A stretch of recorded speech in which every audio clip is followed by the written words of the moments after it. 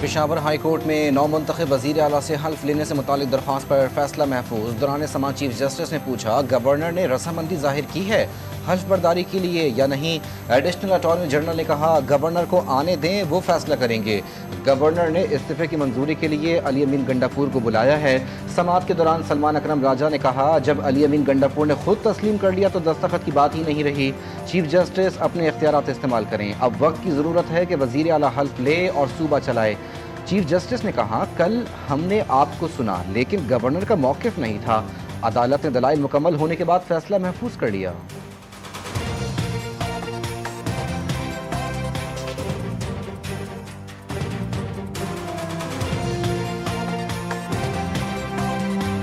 Assembly ملی ہے، 90 ارکان کی واضح اکثریت سے وزیر اعلیٰ منتخب ہو چکا ہے، علی امین صاحب تصدیق کر چکے ہیں اپنے استعفے کی، تو کوئی ایشو ہے نہیں۔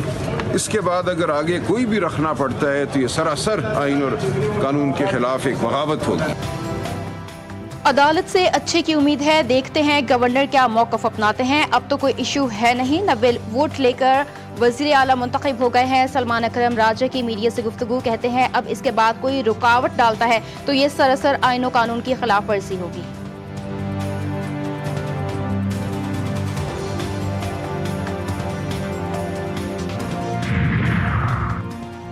جے یو آئی نے خیبر پختونخوا کے نئے وزیر اعلیٰ سہیل آفریدی کا انتخاب چیلنج کر دیا۔ پشاور ہائی کورٹ میں درخواست دائر، موقف اختیار کیا گیا کہ وزیر اعلیٰ کا استعفیٰ ابھی منظور نہیں ہوا، کیسے دوسرے وزیر اعلیٰ کا انتخاب ہو سکتا ہے؟ گورنر نے وزیر اعلیٰ علی امین گنڈاپور کو 15 اکتوبر کو استعفے کی تصدیق کے لیے پیش ہونے کی ہدایت کی ہے۔ عدالت نئے وزیر اعلیٰ کے انتخاب کو غیر قانونی قرار دے، درخواست میں استدعا۔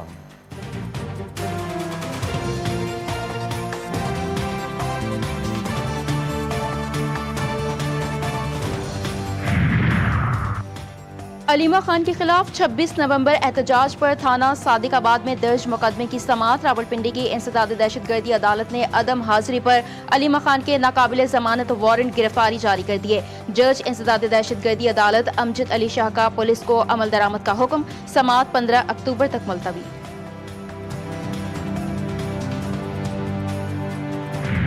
مذاکرات کی کوشش، تشدد سے باز رہنے کی اپیل، عوامی املاک کو نقصان نہ پہنچانے کا مشورہ، ٹی ایل پی نے نہیں مانا۔ انتظامیہ اور پولیس نے صبر و تحمل سے بات کی لیکن قیادت نے ہجوم کو پرتشدد طور پر اکسایا۔ پولیس ذرائع کے مطابق ہجوم نے پتھراؤ کیا، پیٹرول بموں کا استعمال کیا، آہنی ڈنڈوں سے حملے کیے، ایک پولیس اہلکار شہید۔ تصادم میں ٹی ایل پی کے 3 کارکن اور ایک راہگیر جان سے گیا۔ متشدد مظاہرین سے عوامی املاک کو محفوظ رکھنے کے لیے پولیس نے آنسو گیس کی شیلنگ اور لاٹھی چارج کیا۔ متعدد ملزمان کو گرفتار کر لیا گیا۔ سعد رضوی سمیت مظاہرین کی اعلیٰ قیادت کارکنوں کو چھوڑ کر فرار ہو گئی۔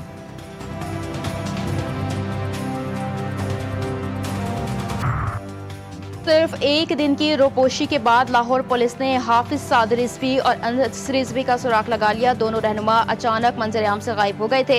پولیس حکام کا کہنا ہے کہ خفیہ ذرائع اور ٹیکنیکل ٹریکنگ کی مدد سے ان کا ٹھکانہ معلوم کر لیا گیا۔ حکام نے دونوں رہنماؤں کو پرامن طریقے سے خود سپردگی کی ہدایت کی ہے۔ پولیس نے خبردار کیا ہے اگر کسی نے ان کی معاونت کی تو اس کے خلاف سخت قانونی کارروائی کی جائے گی۔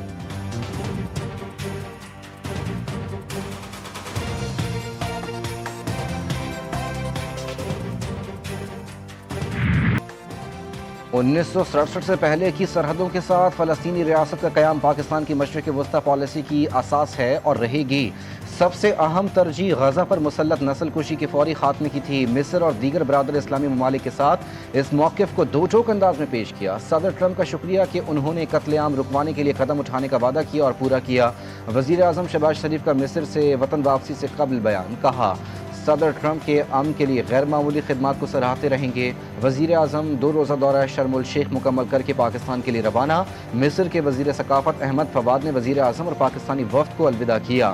شرم الشیخ میں وزیر اعظم کی امریکی صدر ڈونلڈ ٹرمپ، مصری صدر، اقوام متحدہ کے جنرل سیکرٹری انطونیو گوتریس، فلسطینی صدر محمود عباس، سعودی وزیر خارجہ شہزادہ فیصل بن فرحان اور امیر قطر سے ملاقاتیں ہوئیں۔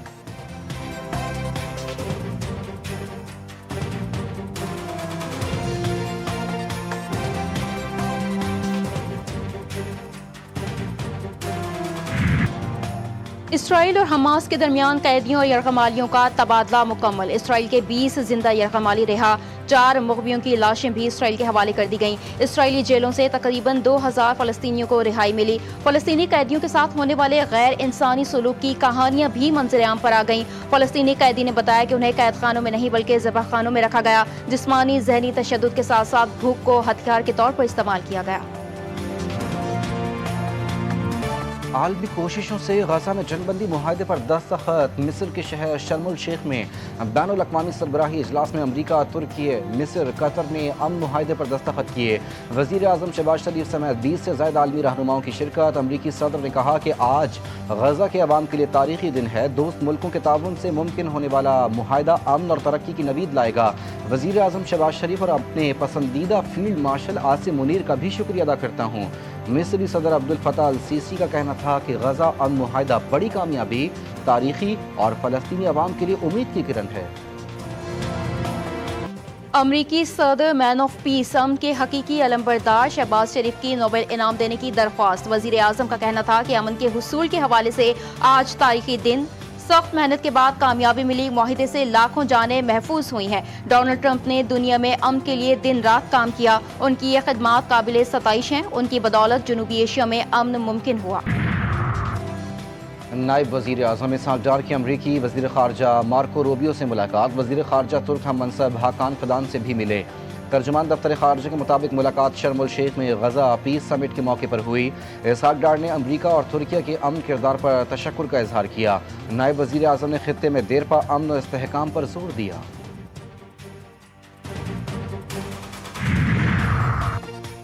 بھارت خطے میں ریاستی دہشت گردی کا سب سے بڑا سرپرست ہے۔ بھارت کا لدم T T P, B L A اور مجید بریگیڈ جیسے گروہوں کی مدد میں ملوث ہے۔ اقوام متحدہ کی جنرل اسمبلی کمیٹی میں پاکستانی نمائندے آصف خان کا بھارت کو کرارا جواب۔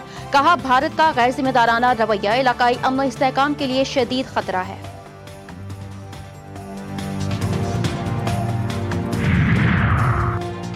وزیر خزانہ محمد اورنگزیب کی واشنگٹن میں عالمی مالیاتی اداروں، امریکی حکام اور بزنس رہنماؤں سے اہم ملاقاتیں۔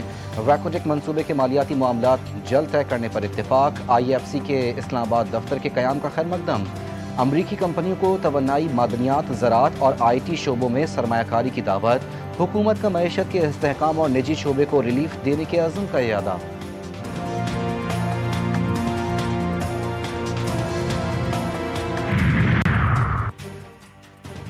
پیٹرولیم مصنوعات کی قیمتوں کے حوالے سے اچھی خبر۔ آئل مارکیٹنگ کمپنیوں نے 15 روز کے لیے پیٹرولیم مصنوعات کی قیمتوں میں کمی کی ورکنگ مکمل کر لی ہے۔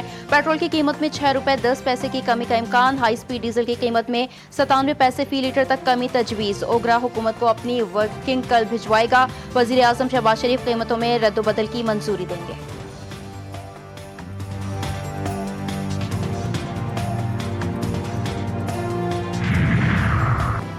آذربائیجان اور ترکیہ کے اسپیکرز کی مزار اقبال پر حاضری۔ اسپیکر پنجاب اسمبلی ملک احمد خان بھی وفد کے ہمراہ موجود۔ مزار پر پھول چڑھائے۔ مہمان اسپیکرز نے علامہ اقبال کی فکری خدمات کو خراج عقیدت پیش کیا۔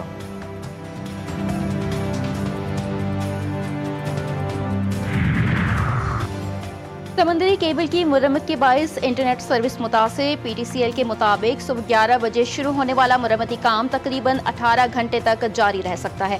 مرمتی کام کے باعث انٹرنیٹ سروس میں سست روی یا جزوی تعطل کا سامنا ہو سکتا ہے۔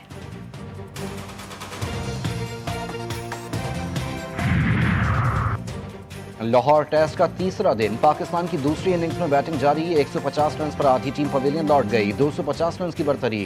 پہلی اننگز میں جنوبی افریقہ کی ٹیم 269 رنز بنا کر آؤٹ۔ ٹونی ڈی زورزی کی سینچری۔ 104 رن کی اننگ کھیلی۔ نعمان ولی نے 6، ساجد خان نے 3 کھلاڑیوں کو پویلین کی راہ دکھائی۔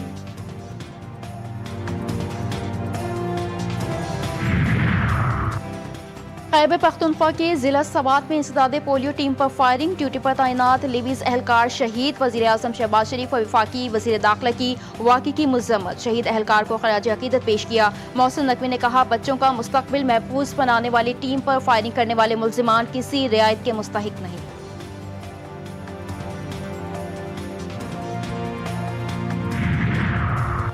کراچی میں جرائم پیشہ عناصر سرگرم۔ نیو کراچی شفیق موڑ کے قریب فائرنگ سے ایک شخص جاں بحق، دوسرا زخمی۔ مقتول کی شناخت 60 سالہ اعجاز जख्मी की शनाख्त हम्माद के नाम से हुई। यूनिवर्सिटी रोड पर मौसमियात के करीब फायरिंग से एक शख्स जख्मी हुआ।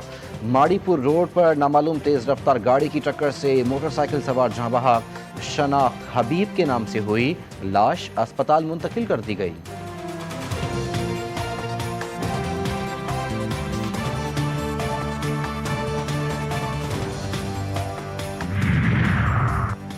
लाहौर में जायदाद के तनाज़े पर ब्रदर निस्बती को कत्ल करने वाला मुलजिम बरी। लाहौर हाईकोर्ट ने मुलजिम की सजाए मौत को कलअदम करार दे दिया। मुलजिम की अपील मंजूर। थाना रजाना ओवरटेक सिंह पुलिस ने मुलजिम के खिलाफ कत्ल का मुकदमा 2021 में दर्ज किया।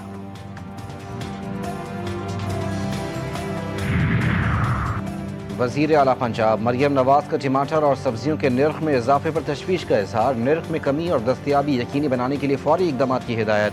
पंजाब भर में सब्जियों के लिए यकसां तर्ज और डिज़ाइन की रेहड़ियाँ मुहैया करने का फैसला। इजलास को बताया गया कि मार्केट स्टाफ की यकसां यूनिफॉर्म, शेड्स, शॉप्स भी एक जैसी बनेंगी। अपने बच्चों को पोलियो वैक्सीन पिलाएं, उम्र भर की माजूरी से बचाएं। मुल्क भर में सदाद पोलियो मुहिम जारी। 4 करोड़ 54 लाख बच्चों को कतरे पिलाने का हदफ मुकर्रर। सिंध की 1400 यूनियन काउंसिल्स के 1 करोड़ 6 लाख बच्चों को कतरे पिलाने का हदफ। वज़ीर आला सिंध और आसिफा भुट्टो की वालदैन से बच्चों को वैक्सीन पिलाने की अपील। सदाद पोलियो मुहिम 19 अक्टूबर तक जारी रहेगी।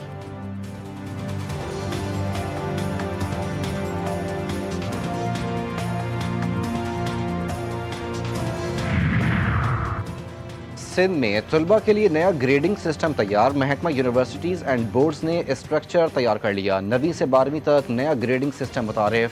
कुल नंबर्स और परसेंटेज के बजाय ग्रेड में रिजल्ट दिया जाएगा। पासिंग मार्क्स 33% से बढ़ाकर 40% कर दिए गए।